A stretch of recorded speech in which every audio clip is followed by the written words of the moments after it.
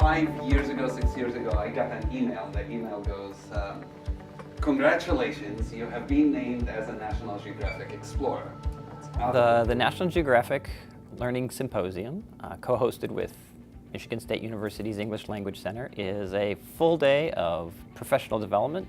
The symposium is a great chance for people in the Great Lakes area, and we hope maybe even beyond that, to get together and have an incredible experience with somebody who's been around the world doing some of the most interesting things you can imagine. And to mix that with some great pedagogy for ESL teachers who can then bring both the content and the technique into their courses. And we also have local presenters from the Great Lakes region present workshops and seminars in the afternoon, and we have a poster session, so it's a full day of programming for teachers. Well, this, I think, is one of the best professional development events in the United States, because not only is it top quality, great explorers, great pedagogical experts, but the scale of it is fantastic. It's much smaller than a large multi-day convention, but the quality that we pack into this one day and your chances to network with some of the best people in the field are just unsurpassed. You won't find that at any large convention. The Learning Symposium is smaller in scope than a lot of different kinds of conferences. Instead of taking on, all language learning or English language learning, we really narrow our scope to a specific theme each year. And I think that gives attendees a sense of actually learning something and really developing a specific skill or an area of knowledge within a day. Instead of getting a little bit of that, a little bit of this, you really walk away from the day with 2, 3, 4 workshops on a single theme. I think that's really an advantage. The benefit, I think, number one, if we talk to them, it's networking, and you can see it happening. The sessions are great, the formal sessions, but it's what happens in between the sessions. The networking alone is worth it. Your chance to sit down, have some good breakfast with some people maybe you haven't seen them for a long, long time, share what's going on in your program, learn what's going on in theirs.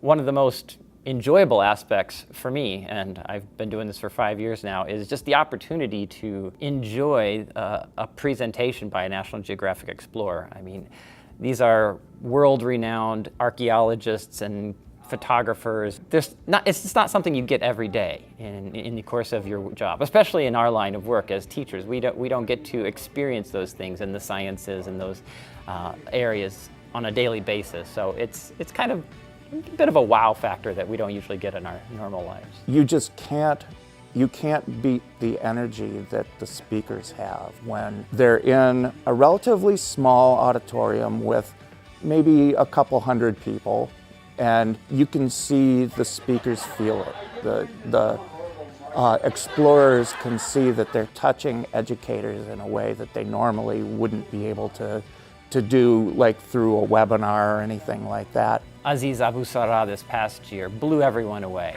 I mean, I've never seen a standing ovation of 3 minutes for a presenter at an English language conference. Last year, I think we all agree that one of the best things was a personal roundtable discussion that the attendees were able to have. They were able to sit around a table and talk one-on-one with one of the world's most famous Mideast peace activists, with one of the editors of TESOL Quarterly, with one of the best writing experts in the entire field of ESL. We're trying to, be thought leaders as well and make sure we're listening. So one of the things that we did for the first time at this symposium was have a focus group. So we brought in 15 instructors and had closer dialogue with them, and we showed them some early sample material from a book that's not published yet and that we're still trying to make decisions on. And so understanding from our customer base what matters to them and what the challenges are in the classroom, and having us listen to that. I think that when a lot of TESOL professionals hear what we've been doing with this symposium, they think, that's really the perfect thing for me. We know that a lot of people don't have a lot of professional development money, and we know that sometimes the opportunities to go to multi-day conventions are really not all that available. I think the Learning Symposium really does make a pretty big impact. First of all, at a time when not everyone is getting funding for professional development, this provides an opportunity.